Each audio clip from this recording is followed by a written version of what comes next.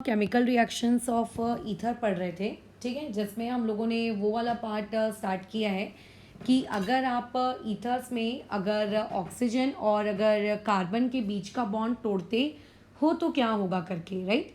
तो अभी ऐसे केस में मैं तुम्हें वो वाली ईथर्स की केमिकल रिएक्शन बता रही हूँ जो एज सच उतनी ज़्यादा इम्पॉर्टेंट नहीं है, ठीक है। कुछ इस तरीके से आप समझ सकते हो कि मिसलेनियस टाइप की रिएक्शंस हैं। तो सबसे पहले जो पार्ट हम लोग पहले कर रहे थे उसे कंटिन्यू कर लेते हैं। जैसे पहला पार्ट हम लोगों का क्या था कि अगर ईथर में कार्बन और ऑक्सीजन के बीच का बॉन्ड ब्रेक हुआ तो क्या होगा। तो उसमें जो पहला पार्ट पढ़ा वो हम लोगों ने क्या पढ़ा था, H2SO4 के साथ, जिसे कहा था हम लोगों ने हाइड्रोलिसिस ऑफ ईथर।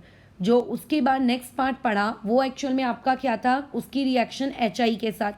और उसके बाद फिर एक तीसरा पार्ट और चौथा पार्ट आज पढ़ेंगे कि अगर रिएक्शन PCl5 के साथ करवाई जाए या फिर अगर आप उसकी रिएक्शन एनहाइड्राइड के साथ करवाते हो तो किस तरीके से वो मतलब रिएक्ट करेगा। इन दोनों को करने के बाद एनहाइड्राइड या फिर एसिड क्लोराइड, ठीक है, इनके दोनों को करने के बाद हम लोगों का ये पार्ट तो फिनिश हो जाएगा कि अगर ईथर में ऑक्सीजन और कार्बन के बीच का बॉन्ड अगर टूटता है तो क्या सिचुएशन होगी, ठीक है। फिर ईथर की कुछ और भी मिसलेनियस रिएक्शंस हैं कि ईथर का ऑक्सीडेशन कैसे किया करेंगे, राइट। और उसके अलावा फिर दो चार और, तो वो वाला पार्ट कैसे हम लोग आज फिनिश कर लेते हैं। और उसके बाद फिर इनडायरेक्टली हमारा पूरा का पूरा ईथर का चैप्टर कैसा हो जाएगा, फिनिश हो जाएगा, ठीक है।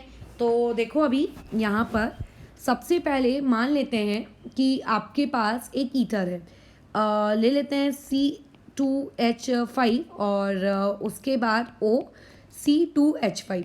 ये जो आपका ईथर है इसमें आपने डाला है PCl5। मैंने जब PCl5 पढ़ाया था तो उस वक्त PCl5 के पढ़ाने के बाद वीडियो के एंडिंग में कुछ ट्रिक्स भी बताई थी PCl5 की। तो ऐसे केस में यहाँ पे PCl5 की अगेन वही ट्रिक करेगी। ये मैकेनिज्म नहीं है और इस चीज़ की मैकेनिज्म को याद रखना उतना इम्पोर्टेंट भी नहीं है। ये सिर्फ एक मिसलेनियस रिएक्शन है, मतलब एक्स्ट्रा कुछ और जानने के लिए। तो यहाँ से देखो आपको क्या करना है, इस C2H5 को एक Cl दे देना है, यहाँ से बॉन्ड ब्रेक करना और इस C2H5 को भी एक Cl दे दो। अगर दोनों अलग अलग ईथर्स भी होते ना, मतलब दोनों तरफ अलग अनसिमेट्रिकल ईथर्स होते, दोनों तरफ अल्काइल ग्रुप अगर अलग होता तो भी ये रिएक्शन ऐसे ही करते। तो ये क्या बन जाएगा, दो मॉलिक्यूल्स बन जाएंगे आपके पास C2H5Cl का। और अब बीच में क्या बचेगा, देखो PCl5 तुम यूज़ किए थे, दो क्लोरीन तुम डिस्ट्रीब्यूट कर दिए तो तुम्हारे पास कितने क्लोरीन बचे होंगे, 3। और ये बीच का एक ऑक्सीजन, तो ये अपन इसको ऐसे लिखेंगे POCl3, खत्म, ठीक है। तो ये रिएक्शन भी कौन से वाली कैटेगरी की रिएक्शन है कि जब कार्बन और ऑक्सीजन के बीच का बॉन्ड आप ब्रेक करते हो तब। तो अगर PCl5 आया या फिर इसकी जगह ऐसा भी लिख के आ गया रेड फॉस्फोरस प्लस करके ऐसा, तो भी तुम्हें किस तरीके से रिएक्शन करनी है वो पता होना चाहिए, ठीक है, डन। अच्छा, उसके बाद नेक्स्ट में आ जाते हैं। ये हो गई हम लोगों की थर्ड रिएक्शन PCl5 के साथ। फोर्थ रिएक्शन में यही वाला ईथर ले लो C2H5O और C2H5 और यहाँ पे तुमने लिया है CH3C डबल बॉन्ड O और यहाँ पे ले लिया है Cl। तो अभी देखो इसमें क्या होगा, इस रिएक्शन में सबसे पहले तो ये एक बात यहाँ पे याद रखना कि ये वाले कार्बन और इस क्लोरीन में अगर ये बॉन्ड इमेजिन करो ब्रेक होता है तो क्लोरीन अपने साथ इलेक्ट्रॉन लेकर जाएगा और इस कार्बन पे क्या क्रिएट होगा, पॉजिटिव चार्ज, बराबर है। अब अगर ये क्लोरीन अपने साथ इलेक्ट्रॉन इमेजिन करो लेकर गया तो ये ऑब्वियस है कि ये ऑक्सीजन क्योंकि एक इलेक्ट्रोनेगेटिव है इन दोनों कार्बन पे पार्शियल पॉजिटिव क्रिएट कर रहा होगा।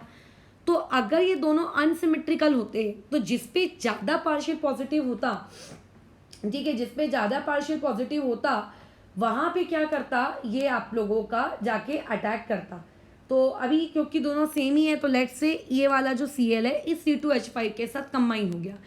तो अगर वो इसके साथ कंबाइन हो गया तो यहाँ से आपके पास जो चीज़ बनी वो क्या रहेगी, C2H5Cl। और जो ये बचा हुआ पार्ट है, ये पूरा बचा हुआ पार्ट, ये ऑक्सीजन, क्योंकि देखो अगर यहाँ से आप बॉन्ड तोड़ोगे तो इस पर पॉजिटिव और इस पर नेगेटिव क्रिएट होगा।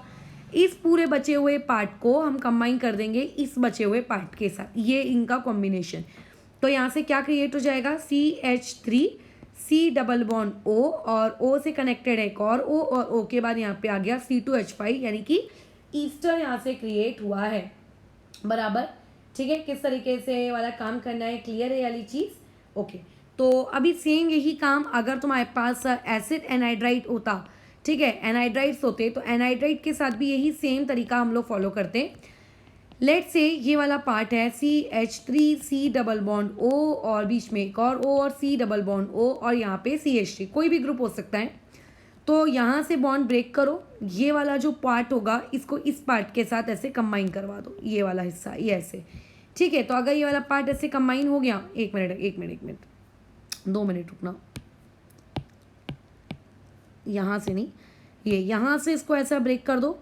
ब्रेक करने के बाद ये वाले पार्ट को इधर वाले पार्ट से कंबाइन करवा दो, तो ये क्या हो जाएगा CH3 C double bond O और बीच में O और यहाँ पे आ जाएगा आपका ये C2H5।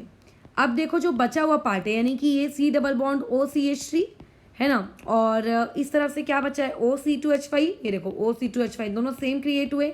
तो ये इस तरीके से दो ईस्टर्स के यहाँ से क्या क्रिएट हो गए, तुम लोगों के पास पार्टिकल्स क्रिएट हो गए। डन।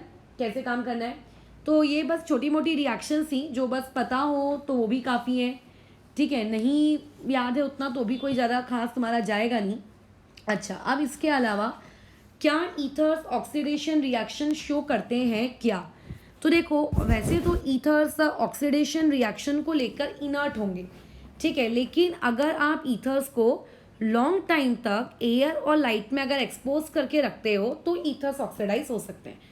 बराबर, मैं क्या कह रही हूँ, ईथर्स वैसे तो जनरली आपके क्या होते हैं, इनर्ट होते हैं, किस चीज़ को लेकर, ऑक्सीडेशन को लेकर। अगर लेकिन तुम ईथर को लॉन्ग टाइम तक एयर और लाइट में रखोगे तो ईथर्स भी ऑक्सीडेशन रिएक्शन शो करेंगे। अब जैसे कि अब इसका मैं एक एग्जांपल लेती हूँ कि अगर आपके पास एक ईथर है, अब ईथर को अगर ऑक्सीडेशन रिएक्शन शो करनी है तो सबसे इम्पॉर्टेंट कंडीशन है ईथर्स के ऑक्सीडेशन कंडीशन शो करने की, वो ये कि ऑक्सीजन के बाजू में जो कार्बन है ना, आप कोई भी आजू बाजू देख लो, लेफ्ट राइट दोनों चलेगा, ऑक्सीजन के बाजू में जो कार्बन है उस कार्बन के पास एटलीस्ट एक अल्फा हाइड्रोजन होना चाहिए, ठीक है, एटलीस्ट एक अल्फा हाइड्रोजन होना चाहिए। अगर उसके पास वो एटलीस्ट एक अल्फा हाइड्रोजन एटम नहीं रहा तो फिर वो रिएक्शन नहीं करेगा, ठीक है, तो वहाँ पे रिएक्शन नहीं होगी। तो ऐसे में इस ईथर को अगर मैं लॉन्ग टाइम तक एयर और लाइट के प्रेजेंस में अगर एक्सपोज करती हूँ तो ये चीज़ देखो ऐसी हो जाएगी RO, फिर वो जो C और वो R और यहाँ पे ये R' या फिर इसको R डबल डैश कर देते हैं ये ऐसे। तो वहाँ पे जो हाइड्रोजन है उस हाइड्रोजन और उस कार्बन के बीच में ये हमने OO की यूनिट को क्या कर दिया, लगा दिया, ठीक है। ये बहुत ये जो कंपाउंड यहाँ से तुम्हारे पास प्रोड्यूस हुआ है, ठीक है, ये पहले तो ये यहाँ पे देखो ये ऑक्सीजन की क्या है, बॉन्ड है, तो ये आपका क्या है, ये पर ऑक्साइड लिंकेज है। इस बॉन्ड को हम लोग कौन सा बॉन्ड कहते हैं, इसे पर ऑक्साइड लिंकेज कहते हैं। तो ये पर ऑक्साइड तुम लोगों ने यहाँ से फॉर्म कर लिया। अब ये जो रिएक्शन हुई है, ये इस रिएक्शन की खास बात होती है कि ऑब्वियसली ये रिएक्शन फ्री रेडिकल मैकेनिज्म ये यहाँ पे क्या करती है, फॉलो करती है, और हमेशा ऑक्सीजन के बाजू का जो कार्बन होगा उसी पे ये क्या करेगा, अटैक करेगा। लेकिन अब यहाँ पे ये जो बना है ये कंपाउंड आपका हाईली पॉइजनस होता है और साथ ही साथ में ये वाली चीज़ आपका एक्सप्लोसिव भी है। तो एक अच्छा खासा सीरियस एक्सप्लोशन हो जाता है। कब ये सीरियस एक्सप्लोशन होता है, जैसे लैब वगैरह में हम लोगों के पास ईथर्स के अगर कोई पुराने सैंपल हैं, अगर हम उन ईथर्स के पुराने सैंपल को फिर से अगर यूज़ करने की कोशिश कर रहे हैं तो डायरेक्टली तो यूज़ करेंगे नहीं, क्योंकि लॉन्ग टाइम तक अगर वो पड़े हुए हैं तो ऑब्वियसली वहाँ पे ऑक्सीडेशन होने के चांसेस हैं। तो उसको यूज़ करने से पहले अगर उसकी मान लेते हैं आप डिस्टिलेशन कर रहे हो उस पर्टिकुलर चीज़ की, तो ऐसे केस में वहाँ पे अगर पर ऑक्साइड तुमने नहीं निकाला है और बिना पर ऑक्साइड निकाले तुम डिस्टिलेशन करने अगर चले गए तो वहाँ एक्सप्लोशन हो जाएगा। तो इसीलिए बहुत ज़रूरी है करके कि पर ऑक्साइड्स को वहाँ पे हम डिस्टिलेशन करने से पहले या उस ओल्ड ईथर को यूज़ करने से पहले उस पर ऑक्साइड को हम वहाँ से क्या करें, रिमूव करें। तो इसमें एक इंसान ऐसा भी सोच सकता है कि इतनी मेहनत करना पर ऑक्साइड को रिमूव करने के लिए, इससे बेटर है कि ईथर्स को कुछ अच्छी सेफ तरीके से आप उसको स्टोर करके रखो। तो इसीलिए ईथर्स की जो वाटर मतलब केमिकल होता है, इससे हम लोग हमेशा एक ब्राउन कलर्ड बॉटल्स में स्टोर करके रखते हैं, ठीक है। और उन ब्राउन कलर्ड बॉटल्स में अगर आपका ईथर है तो उस ईथर के साथ साथ हम थोड़े से अमाउंट में वहाँ पे Cu2O और आपका H2SO4 मिक्स कर देते हैं, या फिर CuSO4 या फिर वहाँ पे FeSO4 भी मिक्स करके रखते हैं। तो ये तरीका होता है करके आपके ईथर को क्या करने का, प्रिवेंट करने का।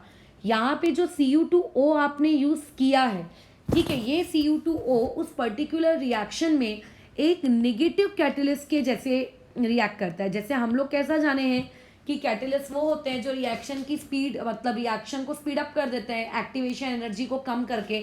तो ऐसा नहीं है, कैटलिस्ट कुछ ऐसे भी होते हैं जो एक्टिवेशन एनर्जी को इंक्रीज करने का काम करते हैं, और इस पर्टिकुलर रिएक्शन में Cu2O वही काम तुम्हारा कर रहा है।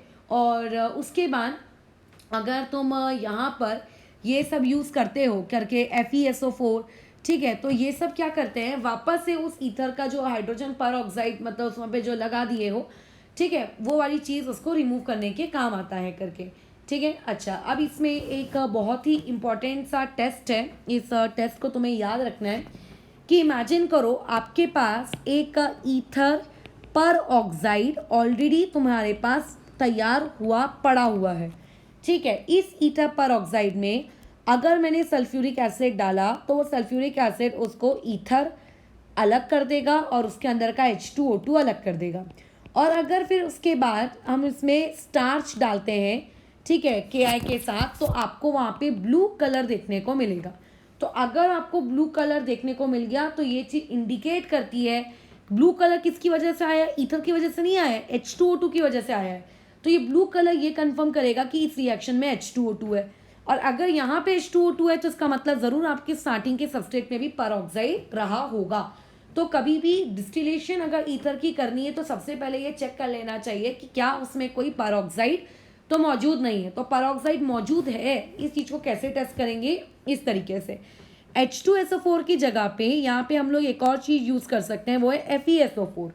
तुमने अगर FeSO4 किया तो अगेन FeSO4 भी वही काम करेगा, ईथर और H2O2 अलग हो जाएगा। लेकिन अब यहाँ पे जब FeSO4 यूज़ किए हैं, ये FeSO4 अभी फ़िलहाल आपकी यहाँ पे Fe की ऑक्सीडेशन स्टेट कितनी है, +2। तो ये Fe की +2 ऑक्सीडेशन स्टेट क्या कराएगी, अपना फिर से ऑक्सीडेशन करा के पहले कन्वर्ट कर लेगी खुद को Fe3+ में। और उसके बाद इसमें अगर तुम डालोगे KCNS तो तुम्हें यहाँ पे ब्लड रेड कलर दिखेगा। ये रेड कलर का जो प्रेजेंस है ये इंडिकेट करता है कि ज़रूर यहाँ पे क्या रहा होगा, H2O2। तो यानी कि यहाँ पे Fe3+ का प्रोड्यूस होना कैसा है, यहाँ पे ज़रूरी है करके, बराबर। तो इस तरीके से तुम लोगों का काम होता है। तो तुम देखो जैसे यहाँ पे Fe2+, इनिशियली जो मैंने रिएजेंट लिया था वो Fe2+ था, तो कलर तो उसने शो किया बट उसने अपना खुद का ऑक्सीडेशन करा लिया Fe3+ में। वैसे यहाँ पे जो हम लोग Ki यूज़ करते हैं, यहाँ पे I की पावर कितनी होती है, -1, ठीक है। रिएक्शन होने के बाद आपको ब्लू कलर तो मिलता ही है, लेकिन वहाँ पे वो I नेगेटिव भी अपना ऑक्सीडेशन करा लेता है और ऑक्सीडेशन कराने के बाद कन्वर्ट हो जाता है I2 में, राइट। तो इस टेस्ट में आपका जो कलर के साथ साथ एक और पार्ट इम्पॉर्टेंट है, वो एक मतलब वो पार्ट क्या है कि ऑक्सीडेशन किसका हुआ और किसका नहीं हुआ करके, ठीक है। तो ये कुछ तुम्हारे ऑक्सीडेशन से रिलेटेड बातचीत थी। अब लेकिन एक और इसमें बहुत इम्पॉर्टेंट टॉपिक है, वो इम्पॉर्टेंट टॉपिक ये है कि आपको अल्फ़ा हाइड्रोजन देखो होना चाहिए, ठीक है। अगर वहाँ पे अल्फ़ा हाइड्रोजन नहीं होगा तो फिर कैसा वो दिक्कत देगा। अच्छा, उसके बाद नेक्स्ट पार्ट में आते हैं। अभी जो हम लोगों के one of the strongest oxidising agent हैं, कौन है हम लोगों के one of the strongest oxidising agent, KMNO4 and K2Cr2O7, बराबर। तो ये जो आपके वन ऑफ द स्ट्रॉन्गेस्ट आपके हैं, ये लोग क्या करते हैं, क्या ये लोग भी ऑक्सीडेशन कर सकते हैं क्या ईथर का? तो यस, K2Cr2O7 इसमें एक्चुअल में ऑक्सीडेशन शो करता है। अब इसमें एक रूल है, ये रूल ये है कि अगर मान लेते हैं आपके पास अल्फ़ा कार्बन है, उस अल्फ़ा कार्बन के पास अगर 2 हाइड्रोजन है तो वो वाली चीज़ कन्वर्ट हो जाएगी एसिड में, कार्बोक्सिलिक एसिड में। बट अगर मान लेते हैं तुम्हारे पास एक अल्फ़ा कार्बन है और उस अल्फ़ा कार्बन के पास सिर्फ 1 हाइड्रोजन है तो वो वाली चीज़ कन्वर्ट हो जाएगी किस में, कीटोन में, एग्जाम्पल के तौर पे यहाँ पे देखो, जैसे CH3 CH2 और यहाँ पे O, CH2 CH2 और यहाँ पे CH3 है। ठीक है, यहाँ चेक करो कितने अल्फा हाइड्रोजन है, 2। और यहाँ पे चेक करो यहाँ पे ये कितना है, ये वाला हिस्सा भी यहाँ पे कितना है, 2। तो यहाँ से बॉन्ड ब्रेक होगा, यहाँ से बॉन्ड ब्रेक होगा। अब ये कितने कार्बन का है, 3 कार्बन का है, तो 3 कार्बन का एसिड बना दो। तो 3 कार्बन का एसिड क्या बनेगा, CH3 CH2 और COOH। यहाँ पे भी इसको भी 3 कार्बन का चाहिए, इधर तो 2 ही है, तो यहाँ 2 कार्बन का एसिड बना दो। तो 2 कार्बन का एसिड क्या हो जाएगा, CH3 COOH। ठीक है, वैसे अगर क्वेश्चन ऐसा रहा CH3 CH2 और O, उसके बाद यहाँ पे C और H, यहाँ पे CH3, यहाँ पे CH3, वही K2Cr2O7 डाला है। तो देखो यहाँ पे कितने अल्फा हाइड्रोजन है, 1। यहाँ पे कितने अल्फा हाइड्रोजन है, 2। तो जो 2 वाला है उसे एसिड में कन्वर्ट करना है, तो 2 कार्बन का एसिड यानी कि CH3 COOH, और यहाँ पे इसे कन्वर्ट करना है कीटोन में, तो 3 कार्बन का कीटोन, तो CH3 आपका C डबल बॉन्ड O और इस तरीके से CH3। तो ये हो गया ऑक्सीडेशन तुम्हारे किसका, ईथर का करके। ठीक है, तो अब ऐसे केस में हमने ये वाला पार्ट पढ़ लिया है। अब एक और पार्ट है, ईथर्स हैलोजिनेशन देती हैं। ईथर्स आप लोगों का विटिक रिएक्शन करते हैं, राइट। और उसके अलावा अब अगर किसी को याद नहीं आ रहा होगा कि विटिक रिएक्शन क्या है, तो जहाँ पे मैंने वर्ड्स रिएक्शन पढ़ाई थी ना, वहाँ पे जाके एक बार चीज़ों को देख लो। ठीक है, तो इस तरीके से अब वो 2 पार्ट हम लोगों के बाकी रह जाते हैं, उसको भी हम लोग पढ़ लेंगे अभी कि और क्या है। और इसके अलावा फिर कोई ख़ास रिएक्शन बाकी नहीं है। तो नेक्स्ट वाले पार्ट में जितनी भी रिएक्शंस रहेंगी मैं सारी की सारी बता दूंगी एक ही बार में करके, कि कौन कौन सी रिएक्शंस तुम लोगों को अब ईथर में बची कुछ ही देखने को मिलेंगी। ठीक है, जैसे नाइट्रेशन, अब नाइट्रेशन होगा, हेलोजिनेशन होगा, फ्रिडल फल्साइलेशन होगा, वो सारा का सारा पार्ट एक ही बार में। तो बस अभी इस चीज़ को हम यहाँ पे ओवर करते हैं। एंड इसके बाद जो एक और वीडियो आएगा, वो वीडियो अब तुम्हारी केमिकल रिएक्शंस ऑफ ईथर का, बस अब ये आखिरी पार्ट रहेगा। ऐसे तो और भी बहुत सारी केमिकल रिएक्शंस होती जाएंगी, बट हम लोग उतना सारा नहीं पढ़ेंगे। सिंपल है, जो इंपॉर्टेंट है वही वाला पार्ट देख रहे हैं करके। ठीक है।